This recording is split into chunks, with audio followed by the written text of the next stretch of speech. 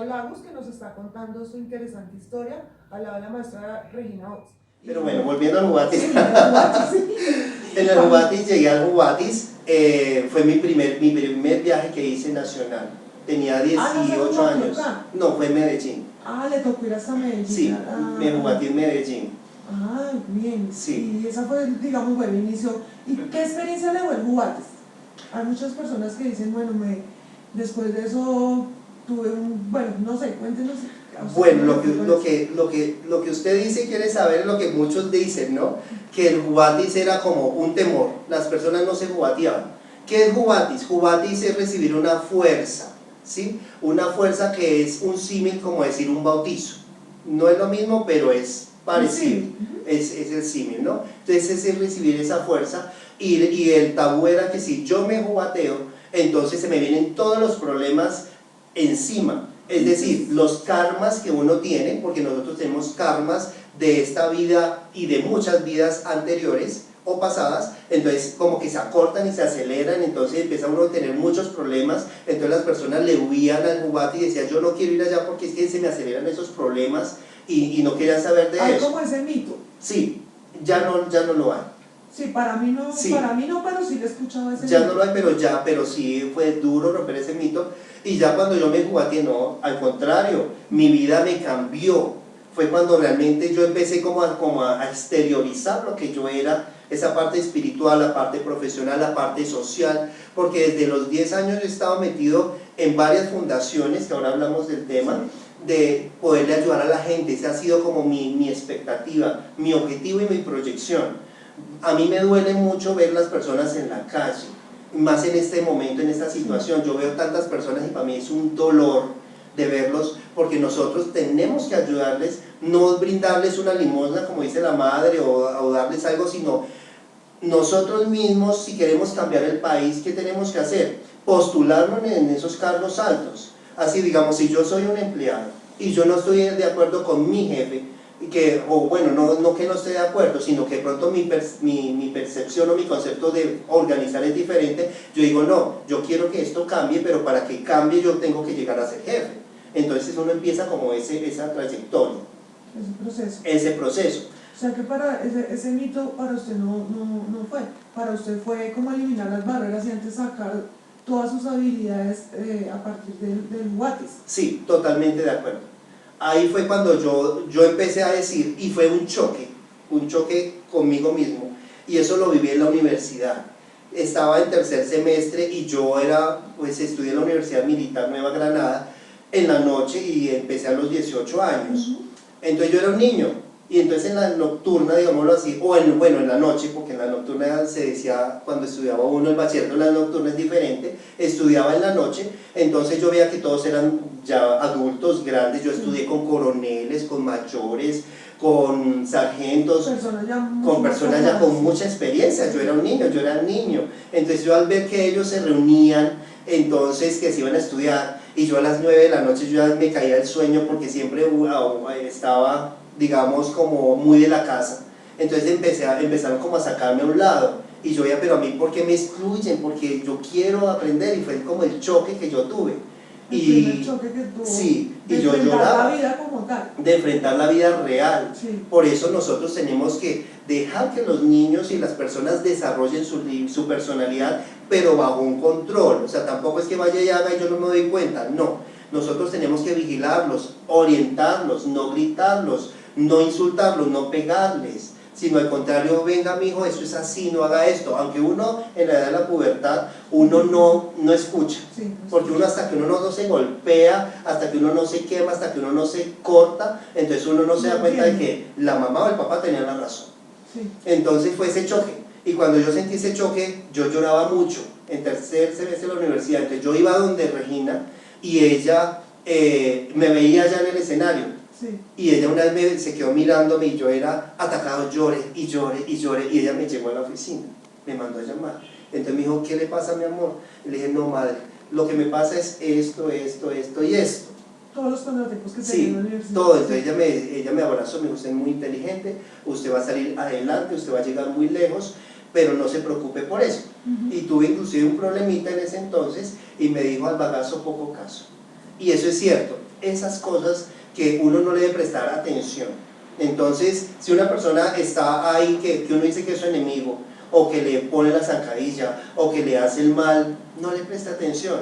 Porque eso lo fortalece. Lo fortalece. Entonces, cuando uno ignora a esa persona, se va a sentir ignorada. Entonces, ¿qué va a hacer? Va a hacer lo posible para que uno le preste atención, Sí. pero entonces va a ir de una forma diferente.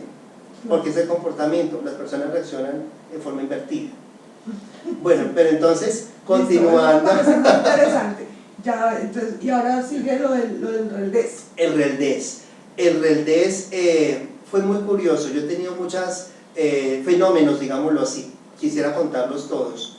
Cuéntenos el que le parezca más Hay importante. muchos, todos son maravillosos. Pero bueno, el fenómeno del reldés, yo como todo niño en la época de la pubertad tenía una rebeldía. Yo tuve una rebeldía de 1 año.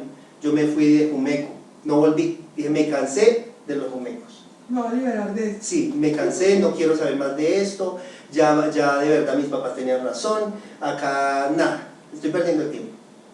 Me fui por 1 año, pero una noche estaba profundamente dormido, cuando sentí que mi espíritu llegó al centro de la calle 13, allá llegué, y allá empecé a ver un poco de personas, y empecé a sentir como una atracción, como una nostalgia, y yo en el sueño decía, pero ¿yo por qué no estoy acá? Entonces, cuando yo me desperté, eso fue un viernes, me acuerdo tanto, y le dije a mi mamá, me voy para la calle 3 donde Regina 11. Me dijo, pero es que usted no volvió. Le dije, pero no sé, yo tuve un sueño y siento una nostalgia. Y me fui para allá. Cuando llegué allá, el reldés fue el 22 de diciembre, se me olvidó el año, pero el 22 de diciembre no se me olvida. Y fue cuando las personas estaban organizando que para hacer el reldés. Y la maestra Marza, nuevamente, ella me dijo, mire que están haciendo el reldés. Le dije, ¿yo qué es eso? ¿Para qué sirve? Me dice, es el primer reldés que van a hacer en Bogotá, porque la maestra hizo un reldés para los letas en ese entonces, en la Tebaida, si no estoy mal, ¿sí? Hizo ese reldés, pero lo primero que hizo fue en Bogotá. Entonces ella fue la que me animó y fue mi madrina, y ahí fue cuando yo pude reldesear. O sea que pero fue a través del sueño. Usted llegó y, Sí. y preciso llegó al momento del Preciso, reldés. totalmente de acuerdo. Ah. Fue como un llamado.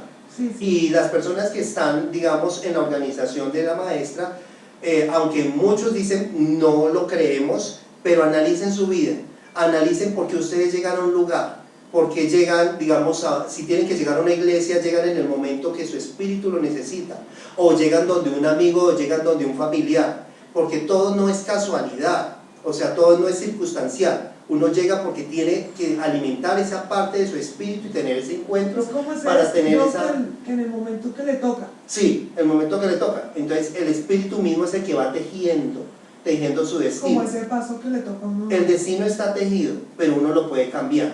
Pero sí hay unas pautas marcadas de qué es lo que uno va a hacer. Entonces a través de ese sueño fue que yo llegué y me rendecí. Y digamos que retomó otra vez las cosas Sí, en el centro. ¿Sí? Ahí volví, ahí retomé otra vez en el centro, entonces ya era cubateado, ya era rendeseado, ya continué mis cursos, ya entonces las personas empezaron tiempo como... que iba a la universidad estudiando, me Sí, imagino. siempre todo fue muy paralelo. Sí, sí. La universidad, el trabajo y Regina 11. O sea que Más- trabajaba de día y estudiaba de noche y Sí. aparte desarrollaba sus prácticas como sobrólogo. Totalmente de acuerdo, es así. Estudiaba y adicional también iba y pertenezco a la Fundación Solidaridad por Colombia y también hacía esa actividad. O sea, todo le sacaba tiempo. Todo le sacaba tiempo. Sí, porque he sido O sea, muy que es disciplinado. muy activo. Bastante. Ok. Entonces, listo, ya hizo ese camino y cuando llegó a Aleta, ¿fue porque lo llamaron o cómo fue el proceso? Bueno, eso fue también algo muy casual. Yo dejé de ser el presidente de la cooperativa de Copicilún, porque también ya uno se casa y ya tengo muchas actividades, muchas cosas, entonces ya renuncié y dije no continúo más. La maestra en una reunión del consejo, ella me preguntó que dónde estaba, entonces le habían dicho que yo no podía ir por situaciones de trabajo, pero ella me mandó un mensaje con la maestra Marza nuevamente. Ella siempre ha estado Como el eslabón. como el eslabón en mi guía. Entonces ella fue a la casa, yo tenía una floristería porque aparte de eso monté una floristería con mi mamá, y fue cuando ella llegó a buscarme de que la madre me estaba necesitando y ella decía, eso es para que lo nombren Leta. Entonces Yo no me encontré con ella. Cuando yo llegué, mi mamá me dijo, le dije, yo no me voy a ir a Leta. Le dije, no me siento preparado, sí he estudiado, pero no me siento como con la capacidad para desarrollar y afrontar como digamos esa responsabilidad, porque ser Leta tiene una responsabilidad muy grande. Claro. Entonces, no, me hice loco, como quien dijo. Después de eso, me acuerdo tanto, esto tiene que ver mucho con la universidad, poder entrar a la universidad. Yo me presenté a muchas universidades, pero no pasé, la primera vez no pasé ninguna. Inclusive tuve beca de honor en el colegio donde estudié y me mandaron a la Universidad Nacional.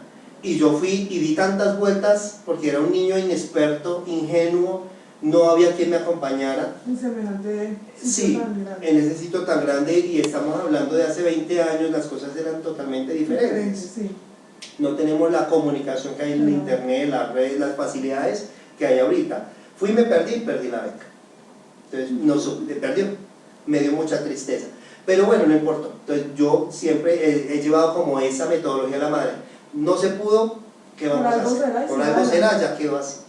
Bueno, entonces en el segundo año yo dije, paso a cualquiera porque es que no me voy a envejecer esperando a entrar a una universidad. Me presenté a 10 universidades. Por falta de una 10. Por falta de una 10. En todas me presenté para estudiar administración de empresas. En todas pasé. No, por si las moscas 10 y a todas pasó. En todas pasé.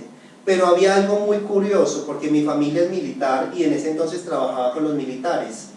Yo no conocía la Universidad Militar Nueva Granada, sino que fue de casualidad que la escuché en el trabajo y yo dije, Universidad Militar, bueno, entonces fui allá y yo miraba y yo decía, no, pues esta universidad tan hermosa, tan linda, como tan disciplinada, o sea, muy coherente a mi personalidad, lo que yo era, porque yo fui a las otras y había unas que yo decía, no, esto es un desorden, grafitis, sucio, bueno, mil cosas. Y entonces yo me sentí muy identificado con la militar. Me presenté. Cuando ya empezaron los resultados de que si uno no se inscribía, entonces ahí uno tenía que pagar una extraordinaria. Empezaron a vencerse las extraordinarias, pero yo quería la militar. Y llegué a la militar y se vencieron todas. Cuando yo fui y miré todos los listados, yo miré y no me encontré. O sea, me dio tanta tristeza que me fui llorando, caminando por toda la 100 hasta la 15. Porque perdió la oportunidad en todas las otras, sí. Perdí la oportunidad, entonces yo me detuve ahí, no sé, hubo algo que me detuvo. Y yo reaccioné, yo dije, pero imposible que yo no pueda, que yo no haya quedado si yo eso fue lo que le pedí a papá Lisquita, y ahora les cuento por qué. Yo dije, pero había un general parado al lado de unas listas, yo dije, pero yo las vi todas. ¿Qué hice? Me devolví, corriendo. ¿Otra vez algo de Otra vez. Entonces empecé a mirar todas, una me demoré y me quedé mirando donde estaba el general y yo dije, esa lista yo no la vi. Cuando miré, estaba en los últimos. Pero se había pasado. Había pasado. Por nada. O sea, si yo me voy y no me devuelvo, no le hago caso al ángel de la guarda, que me avisó, porque es algo también que nosotros tenemos que aprender. A eso le podemos decir sugestión, no sé, sexto sentido, la malicia indígena que tenemos los colombianos. La percepción tiene tantas palabras que uno dice, o sea, ¿por qué se me vino eso a la mente? ¿Por qué sentí eso? ¿Por qué pensé eso? Muchas cosas. Y le hice caso, gracias a Dios le hice caso porque me acordé cuando me detuve, lo hubiera perdido. Me detuve porque sentí la corazonada, es otra palabra. Entonces, y eso porque lo enseñó Regina en los cursos, y dije, no, yo me devuelvo y me devuelvo. Y tanto que lo pedí. ¿Por qué nombré a papá Lisquita? Porque él murió en ese año. ¿95? Sí, 95. Sí. Murió y yo me le acerqué en el centro y lo estaban velando. Y eso no lo sabe nadie, tienen primicia. A nadie, ni siquiera mi mamá lo sabe. Primera vez que lo cuento, me acerqué.